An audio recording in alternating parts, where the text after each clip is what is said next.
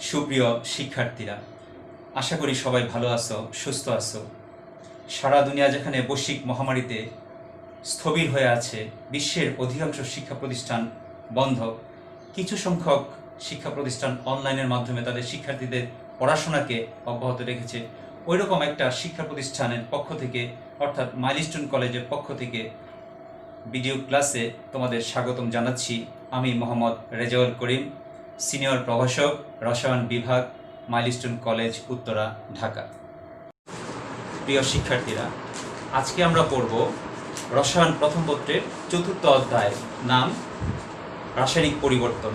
এই চ্যাপ্টারের ইতিপূর্বের ক্লাসগুলো তোমরা আন্তরিকতার সাথে শিখেছ।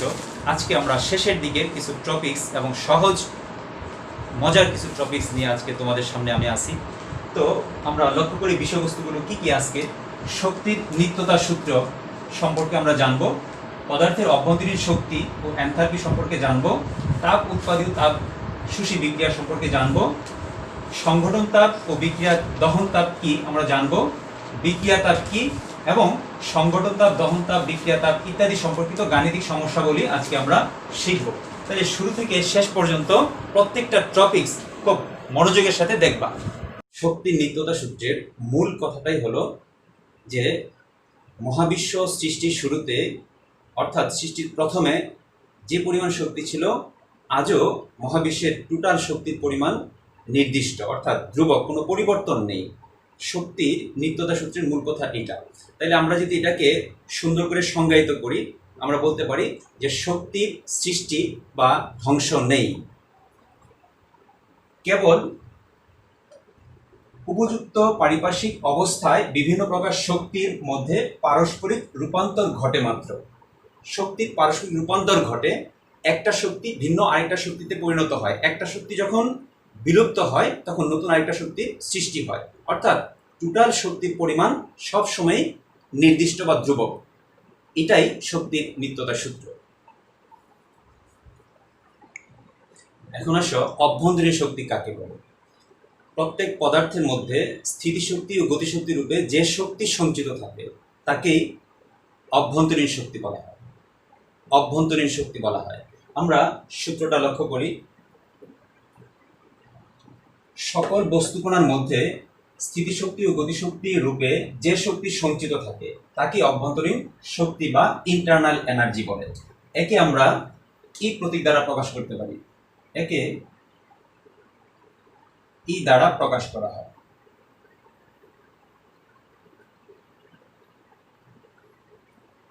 আর ডেল ই দ্বারা প্রকাশ করতে পারি, ডেল ই দ্বারা প্রকাশ করতে পারি কি,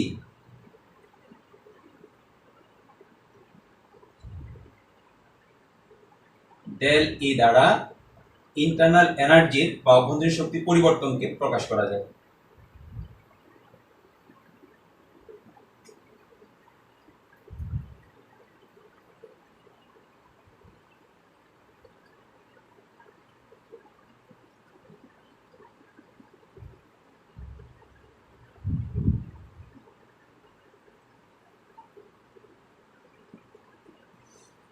তাহলে আমরা ডেল ই সমান লিখতে পারি E2 মাইনাস E1। অর্থাৎ শুরুতে একটা পদার্থের যে শক্তি থাকে, এখানে মনে করো গ্যাসীয় পদার্থ আছে, এখানে স্বাভাবিক অবস্থায় স্থিতিশক্তি ও গতিশক্তির যে টোটাল পরিমাণ এটাকে আমি ধরলাম E1। এখানে বাহ্যিক অবস্থার পরিবর্তন করার ফলে এখানে কিছু শক্তির যে পরিবর্তন হলো, ভিতরগত যে শক্তির পরিবর্তন হলো, পরবর্তী শক্তি মনে করো, তাহলে ডেল ই সমান যদি E2 মাইনাস E1 লিখি, এখানে E1 হলো শুরুতে অভ্যন্তরীণ শক্তি আর E2 হলো কি পরবর্তীতে অভ্যন্তরীণ শক্তি। তাহলে মোটামুটি আমরা অভ্যন্তরীণ শক্তি এবং অভ্যন্তরীণ শক্তি পরিবর্তন সম্পর্কে বুঝলাম। এখন আসো এনথালপি কাকে বলে। এনথালপি, কোনো সিস্টেমের এনথালপি মানে সিস্টেম কর্তৃক জিত তাপকে, স্থির চাপে জিত তাপকে এনথালপি বলা হয়। কোনো সিস্টেমের অভ্যন্তরীণ শক্তির সাথে তার চাপ ও আয়তনের গুণফল শক্তি যোগ করলে যে মোট শক্তি পাওয়া যায় তাকে এনথালপি বলা হয়। লক্ষ্য করো, স্থির চাপে কোনো সিস্টেমের অভ্যন্তরীণ শক্তির সাথে সিস্টেমের চাপ ও আয়তনের গুণফল শক্তি যোগ করলে যে মোট শক্তি হয় তাকে এনথালপি বা জিততাপ বলে। একে এইচ দ্বারা প্রকাশ করা হয়। তাহলে আমরা এইচ সমান লিখতে পারতেছি কি ই প্লাস পিভি। এখানে ই হলো অভ্যন্তরীণ শক্তি,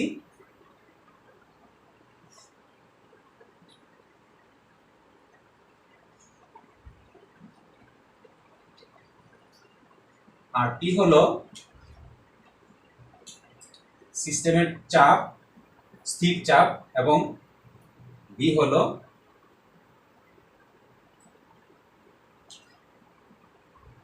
আয়তন। তাহলে আমরা এনথালপি পরিবর্তনকে ডেল এইচ দ্বারা এনথালপি পরিবর্তন কে প্রকাশ করা হয়। তাহলে অতএব আমরা ডেল এইচ সমান লিখতে পারতেছি কি H2 মাইনাস H1, যেখানে H1 হলো পূর্বের অবস্থা, H2 হলো কি পরের অবস্থা। তাইলে আমরা এখন এই এনথালপির উপর ভিত্তি করে একটা ছোট্ট কোশ্চেন শিখব। কোশ্চেনটা আগে লক্ষ্য করি।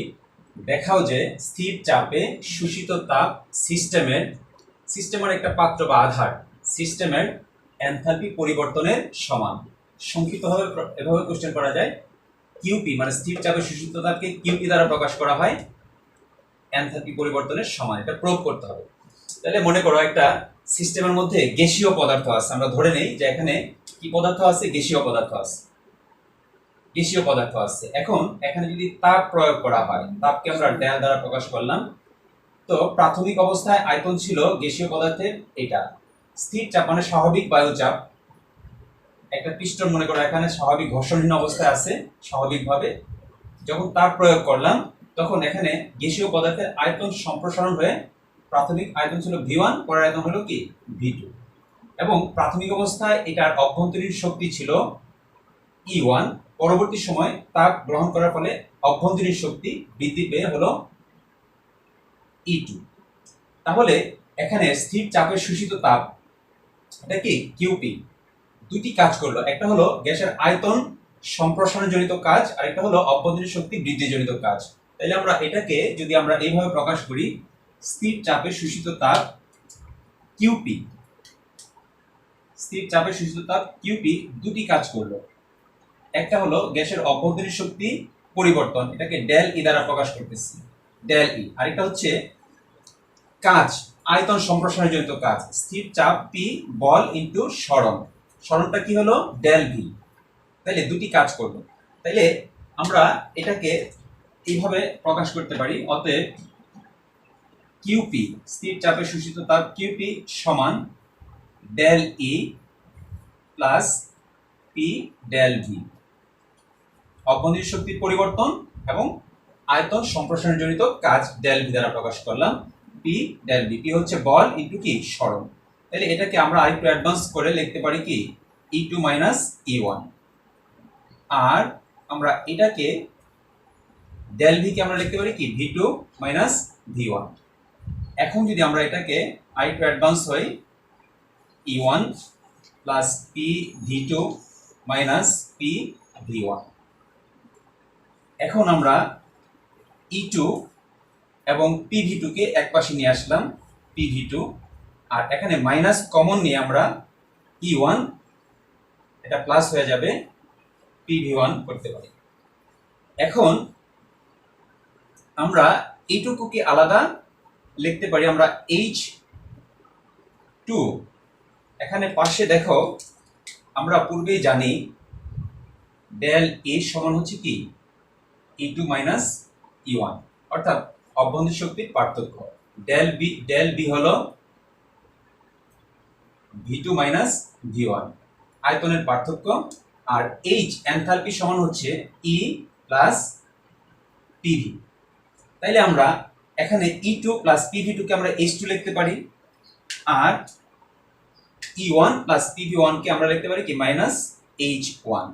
ফাইনালি আমরা H2 মাইনাস H1 লিখতে পারি কি ডেল H।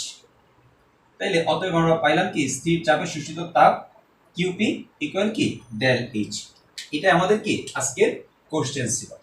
তাহলে এটা কি দেখানো হলো শর্ট। তাহলে আশা করি আমাদের এখানে এটা বুঝতে কারো সমস্যা হওয়ার কথা না, খুব সহজ একটা বিষয়। আবার একটু হাইলাইটস টেনে দেই। QP সমান হলো del E plus P del V। Del E কে লিখতে পারলাম এইটা, ডেল V কে লিখলাম এইটা। এখন আমরা এই লাইনটা লিখলাম কিভাবে গুণ করে দিলাম, তারপর আমরা 2 E2 আর PV2 কে আগে নিয়ে আসলাম, এটাকে পরে নিয়ে গেলাম। এটা সমান লিখতে পারি H2, এটা সমান H1। তাইলে আমরা ডেল H লিখতে পারতেছি পার্থক্যকে। তাইলে QP এনথালপি পরিবর্তনের সমান, পার্থক্যটাই কি এনথালপি পরিবর্তন। তাহলে আমরা সহজেই এটার অ্যান্সার করতে পারলাম। বিক্রিয়ায় তাপের পরিবর্তনের উপর ভিত্তি করে রাসায়নিক বিক্রিয়াকে দুই ভাগে ভাগ করা যায়। একটা হচ্ছে তাপ উৎপাদী বিক্রিয়া, একটা হলো তাপ শোষী বিক্রিয়া। যে সকল রাসায়নিক বিক্রিয়ায় তাপ উৎপন্ন হয় তাদেরকে বলা হয় তাপ উৎপাদী বিক্রিয়া, আর যে সকল রাসায়নিক বিক্রিয়ায় তাপের শোষণ ঘটে তাদেরকে বলা হয় তাপ শোষী বিক্রিয়া। তাহলে চলো আমরা প্রথমে তাপ উৎপাদী বিক্রিয়া সম্পর্কে ভালো করে জেনে নেই। সংজ্ঞাটা আমরা বলে দিলাম, যে সকল রাসায়নিক বিক্রিয়ায় তাপ উৎপন্ন হয় তাকে তাপ উৎপাদী বিক্রিয়া বা এক্সোথার্মিক রিঅ্যাকশন বলে। এখন আমরা যদি একটা লেখচিত্রের মাধ্যমে বিষয়টা বোঝার চেষ্টা করি তাহলে অনেকটা সহজ হবে। তাহলে দেখো যে এদিকে বিক্রিয়ার সংগঠনের দিক, বিক্রিয়া অক্ষ, আর হচ্ছে এদিকে হচ্ছে শক্তি অক্ষ বোঝাচ্ছি। একটা তাপ উৎপাদী বিক্রিয়ার উদাহরণ লক্ষ্য করি আমরা। কার্বনকে বাতাসের অক্সিজেন এর সাথে রিঅ্যাকশন করালে উৎপন্ন হয় কার্বন ডাই অক্সাইড। এটা একটা তাপ উৎপাদী বিক্রিয়া। ডেল এইচ এর মান হলো -393.5 কিলোজুল। তাহলে এই তাপ উৎপাদী বিক্রিয়ায় আমরা লেখচিত্রের মাধ্যমে বোঝার চেষ্টা করি। দেখো কার্বন অক্সিজেনের সাথে বিক্রিয়া করতেছে, বিক্রিয়ার চূড়ান্ত অবস্থায় যখন এরা শক্তি অর্জন করে এক্সাইটিং স্টেটে পৌঁছে, তারপর এখান থেকে কি পূর্বের বন্ধন ভেঙে যায়, নতুন বন্ধন গড়ে কি উৎপাদে চলে আসে।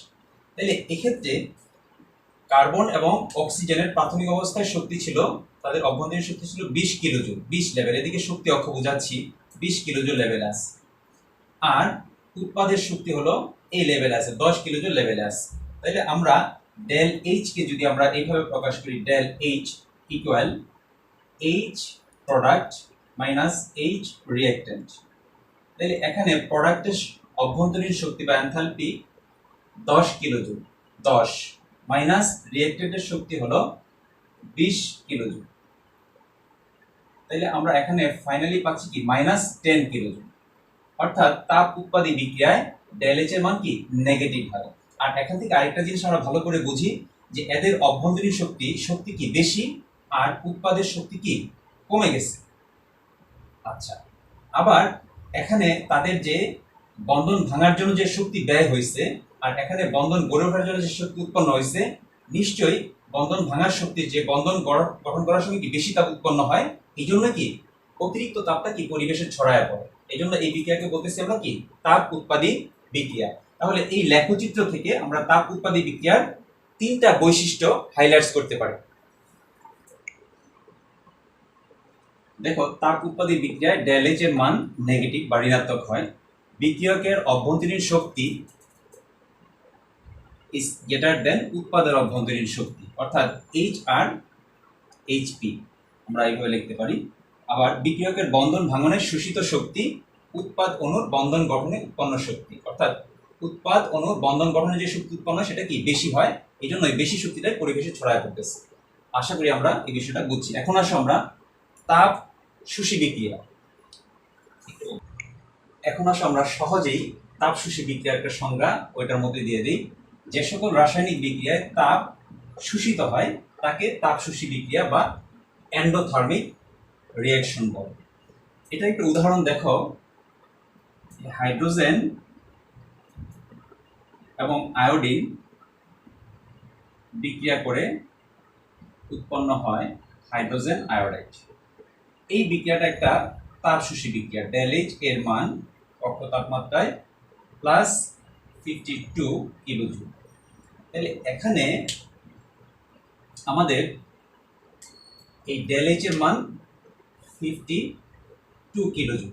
তাহলে দেখো আমরা যদি এটাকে একটা লেখচিত্রের মাধ্যমে এই ধরনের একটা বিক্রিয়াকে আমরা দেখাই, মনে করো পটাশিয়াম ক্লোরাইড, এটাকে তাপ প্রয়োগ করা হলে, পটাশিয়াম ক্লোরাইড এটাকে তাপ প্রয়োগ করা হলে এটা বিয়োজিত হয়ে পটাশিয়াম ক্লোরাইড এবং অক্সিজেনে পরিণত হয়।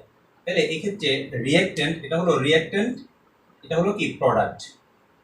তাইলে রিঅ্যাকট্যান্টের প্রাথমিক অবস্থার শক্তি হলো 10 কিলোজুল।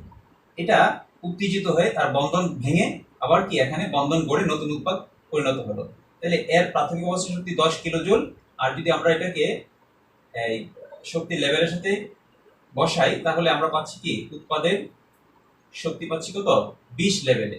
তাহলে আমরা যদি এটা ডেল এইচ বের করি তাহলে এখানে প্রোডাক্টের শক্তি আসতেছে 20 আর রিঅ্যাকট্যান্টের প্রাথমিক অবস্থার শক্তি কত 10। তাহলে আমরা পাচ্ছি প্লাস 10 কিলোজুল। তার মানে কি ডেল এইচ এর মানটা পজিটিভ। আর লেখচিত্র থেকে আমরা আরো দুইটা জিনিস লক্ষ্য করি যে এদের প্রাথমিক শক্তি কি কম বা অভ্যন্তরীণ শক্তি কম বা এনথালপি কম যেটা বলো, আর উৎপাদের অভ্যন্তরীণ শক্তি কি বেশি। তাহলে ওইটার মতো আমরা কিছু বৈশিষ্ট্য পেয়ে যাই এখান থেকে। দেখো তাপশোষী বিক্রিয়ায় ডেল এইচ এর মান পজিটিভ বা ধনাত্মক হয়। আর বিক্রিয়কের অভ্যন্তরীণ শক্তি কি এক্ষেত্রে কম, উৎপাদের অভ্যন্তরীণ শক্তি কি বেশি, অর্থাৎ ডেল এইচ রিঅ্যাকট্যান্ট এটার চেয়ে কি প্রোডাক্টের শক্তি কি বেশি। খেয়ে মোটা হয়ে গেছে। বিক্রিয়কের বন্ধন ভাঙনের শোষিত শক্তি বেশি আর উৎপাদ অণুর বন্ধন গঠনে উৎপন্ন শক্তি কি কম, অর্থাৎ এখানে এটাকে ভাঙতে বেশি শক্তির প্রয়োজন হয় আর এটা বন্ধন গড়ার সময় উৎপন্ন শক্তিটা কি কম হওয়ার কারণে অতিরিক্ত শক্তি কি এখানে প্রয়োজন হয়েছে। এই জন্য এটাকে বলতেছি তাপশোষী বিক্রিয়া। তাহলে আমরা এই দুইটা বৈশিষ্ট্য থেকে আমরা কি তাপ উৎপাদী এবং তাপশোষী বিক্রিয়ার পার্থক্য আমরা সহজেই লিখতে পারবো। এখন আসো সংঘটন তাপ বা গঠন তাপ কাকে বলে, যার কে আমরা হিট অফ ফরমেশন এনথালপি বলতে পারি। দেখো প্রমাণ অবস্থায় কোনো পদার্থের 1 মোল পরিমাণকে তার উপাদান মৌল থেকে গঠনকালে এনথালপির যে পরিবর্তন হয় তাকে ওই পদার্থের সংঘটন তাপ বলে। আগেই বলে রাখি তোমাদের, প্রমাণ অবস্থা তাপ রসায়নের প্রমাণ অবস্থা বলতে কক্ষ তাপমাত্রাকে বোঝায়, যেটা 25 ডিগ্রি সেলসিয়াস তাপমাত্রা এবং 1 বায়ুমণ্ডলের চাপ বা 1 atm। তাহলে দেখো আমরা একটা উদাহরণ দেখি সংগঠন তাপের। যেমন কার্বনকে অক্সিজেনের সাথে বিক্রিয়া করালে উৎপন্ন হয় কার্বন ডাই অক্সাইড। এই কার্বন ডাই অক্সাইড গঠনকালে এনথালপির পরিবর্তন হয় ডেল এইচ সমান -393.5 কিলোজুল। তাহলে এখানে 1 মোল পদার্থ, এখানে এই কার্বন ডাই অক্সাইড কয় মোল 1 মোল।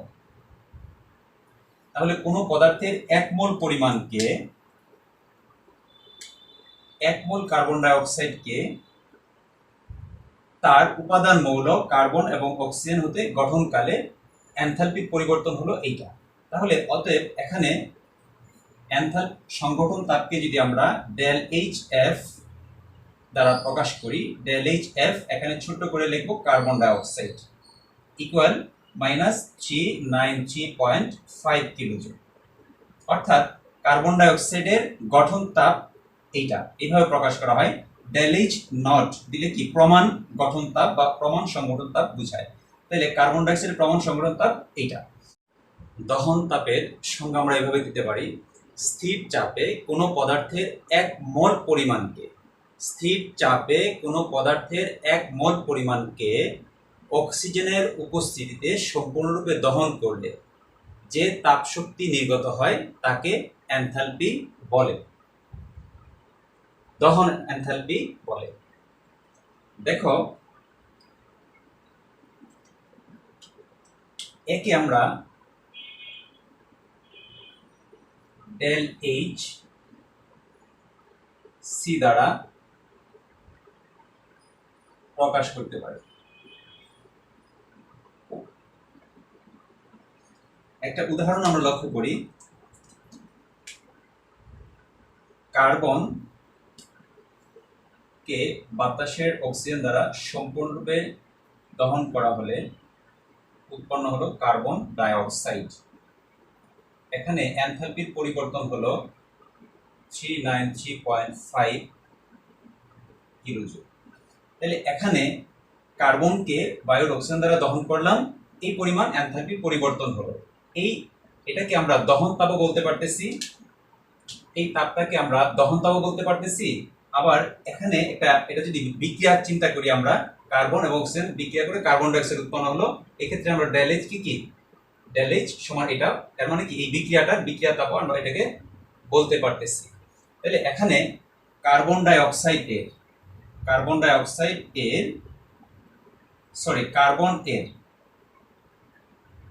দহন তাপ ডেল এইচ যদি এটা প্রমাণ অবস্থায় হয়, অর্থাৎ তাপ রসায়নের প্রমাণ অবস্থা আগেই বলেছি 25 ডিগ্রি সেলসিয়াস তাপমাত্রা এবং 1 atm চাপকে প্রমাণ অবস্থা বলা হয়। তাহলে এখানে নট সি ব্র্যাকেটে লিখলাম কার্বন, ডেল এইচ সি কম্বুশন কার্বনের সমান -393.5 কিলোজুল।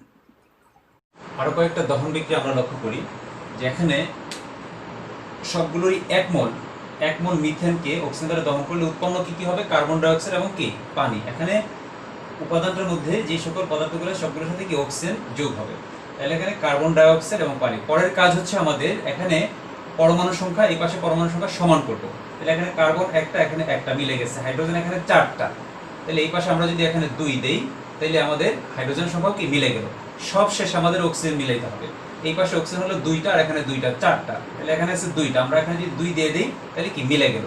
তাহলে এক্ষেত্রে এটার 1 মোল, এটা কিন্তু খেয়াল রাখবো, আমরা 1 মোলকে দহন করলে যে তাপ পাওয়া যায় তাকে বলা হয় দহন তাপ। এখন আসো অ্যাসিটিক অ্যাসিড CH3COOH, এখানে এটা থেকে উৎপন্ন হবে অক্সিজেন দ্বারা দহন করলে উৎপন্ন হবে কার্বন ডাই অক্সাইড এবং পানি। এখানে এই যৌগের মধ্যে কার্বন কয়টা আছে, একটা, 2টা, তাহলে এখানে আমরা 2 দিয়ে দিই।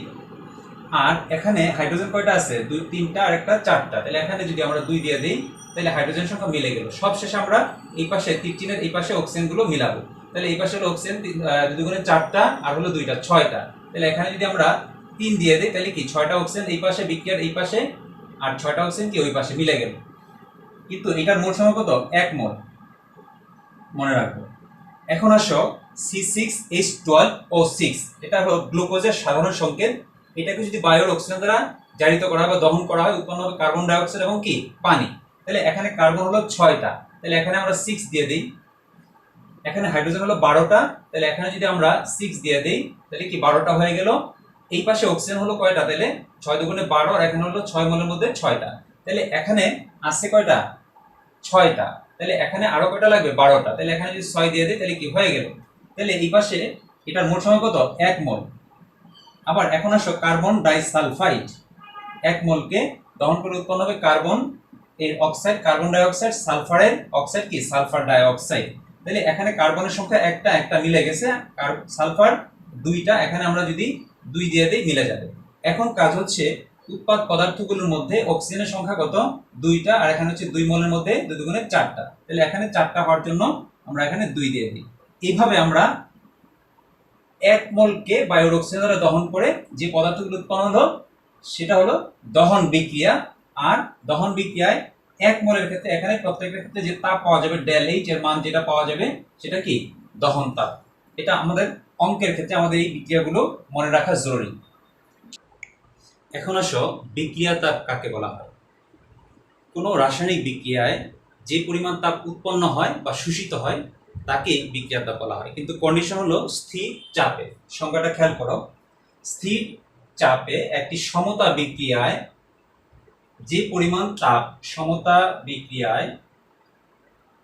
পরিমাণ তাপ শক্তি শোষিত বা নির্গত হয় তাকে বিক্রিয়া তাপ বলে। একে ডেল এইচ দ্বারা প্রকাশ করা যায়। তাহলে বিক্রিয়া তাপ ডেল এইচ সমান উৎপাদের গঠন তাপ বিয়োগ বিক্রিয়কের গঠন তাপ। আমরা গাণিতিক বিষয়গুলো আমরা এভাবে সমাধান করতে পারি। একটা উদাহরণ দিয়ে বিষয়টা বুঝায় দেই। মনে করি আমরা এটা একটা বিক্রিয়া 2a প্লাস বি বিক্রিয়া করে উৎপন্ন করতেছে 2d উৎপন্ন হচ্ছে। তাহলে এই বিক্রিয়ার ক্ষেত্রে বিক্রিয়া তাপ যদি আমরা বের করি ডেল এইচ সমান উৎপাদের গঠন তাপ, তাহলে উৎপাদ কি আমাদের এটা, তাহলে এখানে লিখবো আমরা del H F of D, অর্থাৎ ডি উপাদানটার গঠন তাপকে এভাবে প্রকাশ করতে পারি। ডেল এইচ এফ মানে গঠন তাপ, উৎপাদের গঠন তাপের ক্ষেত্রে এটা হচ্ছে উৎপাদ, আর এখানে সংখ্যা হলো 2, আমরা এটাকে আগে 2 ইনটু অবস্থায় রেখে দিই গুণ অবস্থায়, মাইনাস বিক্রিয়কের গঠন তাপ। এখানে বিক্রিয়ক কি আমাদের, এই বিক্রিয়ার মধ্যে এটা হলো কি, এটুকুলো আমাদের রিঅ্যাক্ট্যান্ট, বিক্রিয়ক এটা হলো রিঅ্যাক্ট্যান্ট, এটা হলো কি প্রোডাক্ট।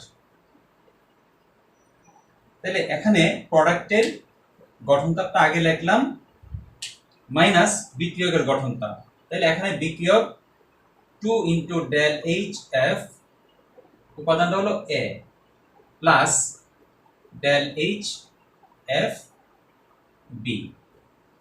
তাইলে আমরা এদের যদি গঠন তাপের মান আমাদের জানা থাকে তাইলে কি বসায় আমরা কি সহজেই ক্যালকুলেশন করতে পারবো যে এই বিক্রিয়াটার ক্ষেত্রে বিক্রিয়া তাপ ডেল এইচ কত হবে।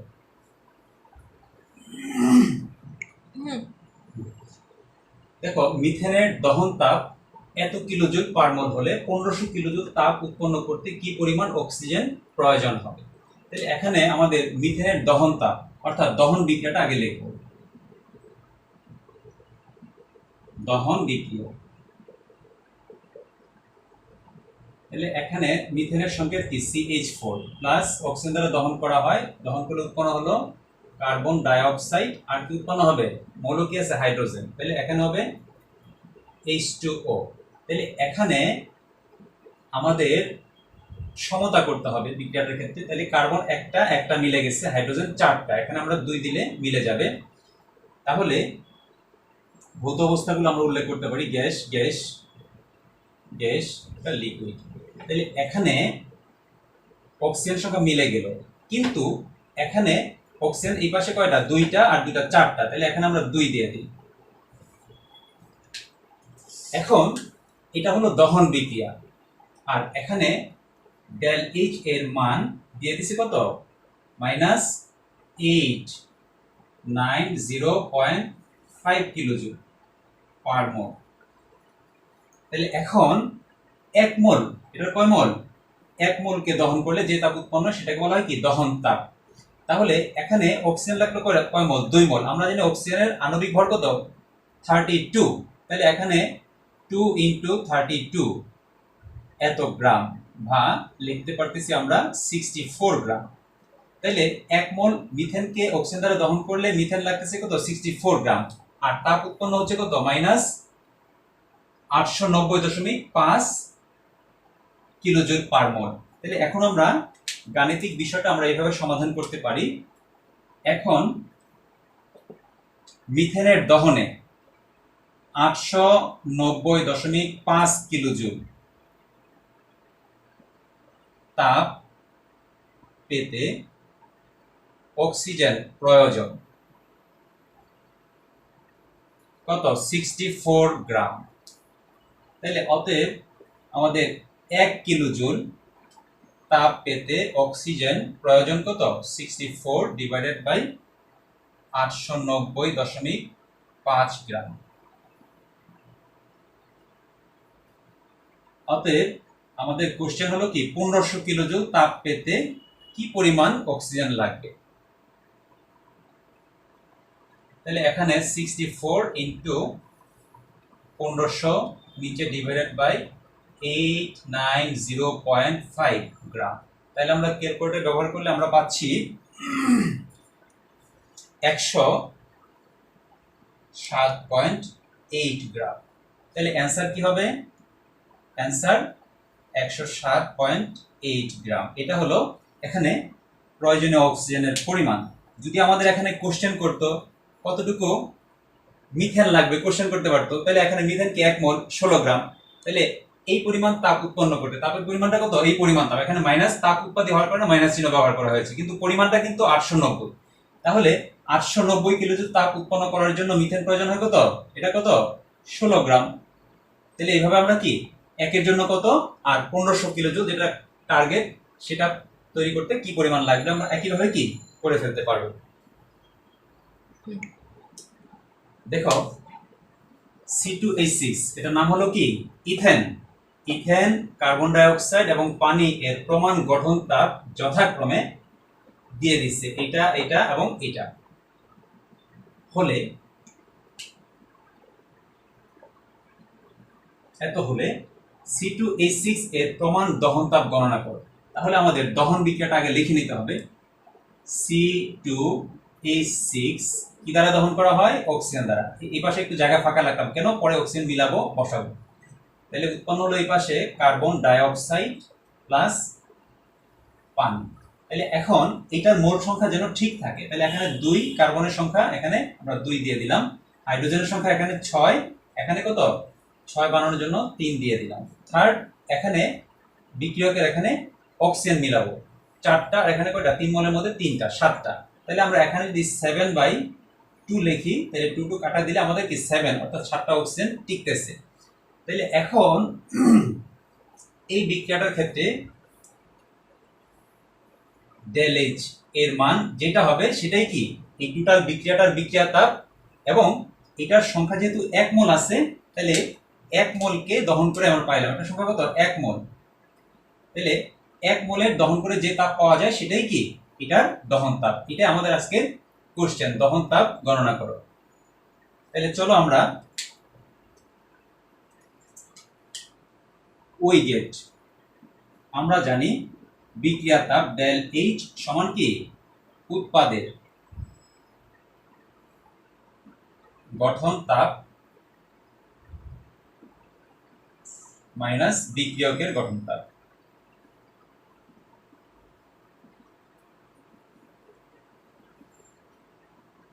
তাহলে আমাদের এখানে এই বিক্রিয়ার ক্ষেত্রে এটা হলো কি, এরা হলো আমাদের উৎপাদ প্রোডাক্ট, এরা হলো কি আমাদের রিঅ্যাকট্যান্ট। তাহলে উৎপাদের গঠন তাপটা আমরা আগে লিখব। তাহলে এখানে আমাদের del H F formation of কি উৎপাদের মধ্যে কার্বন ডাই অক্সাইড আছে, এখানে ব্র্যাকেটে লিখব কার্বন ডাই অক্সাইড, এটার সংখ্যা কত 2, এটার সংখ্যা আগে দিয়ে দিলে গুণ হয়ে গেল, plus del H F formation of H2O, এটার সংখ্যা কত 3, এটা যদি আগে দিয়ে দিই তাহলে গুণ হয়ে গেল। তাহলে এই হলো আমাদের উৎপাদের মাইনাস বিক্রিয়কের গঠন তাপ। বিক্রিয়ক কি আছে del H F C2H6 plus 7/2 del H F oxygen. এখন আমাদের এই মানগুলো আমাদের জানা আছে, দেখো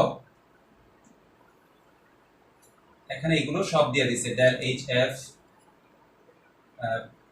H2O এটা দিয়ে দিছে minus 285.85 kilojoule, del H F carbon ডাই অক্সাইড এটার মান দিয়ে দিচ্ছে মাইনাস 393.5 কিলোজুল,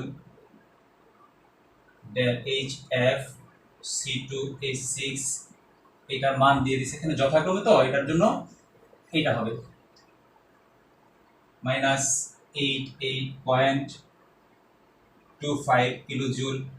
আর ডেল এইচ এফ অক্সিজেন এটা কি মৌলিক অণু, খেয়াল করো মৌলিক অণু, ডেল এইচ এফ অক্সিজেন মৌলিক অণু বা পরমাণুর মোট গঠনটা কি শূন্য, ইচ্ছাকৃতভাবে এটা ধরা হয়, এটা আমরা মনে রাখবো। তাহলে আমাদের এখানে কোশ্চেন হলো ডেল এইচ সমান হয়, তাহলে এখানে ডেল এইচ সমান যেটা বের হবে সেটাই কি এটার দহন তাপ। তাহলে আমরা এই মানগুলো বসায় দিই এখানে,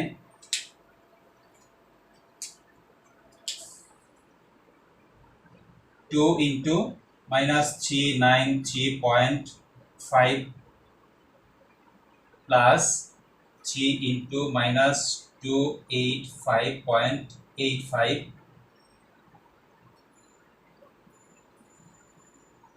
এখানে হলো মাইনাস 88.25 প্লাস এটার জন্য কি শূন্য ইন্টু এটা মানে কি শূন্য।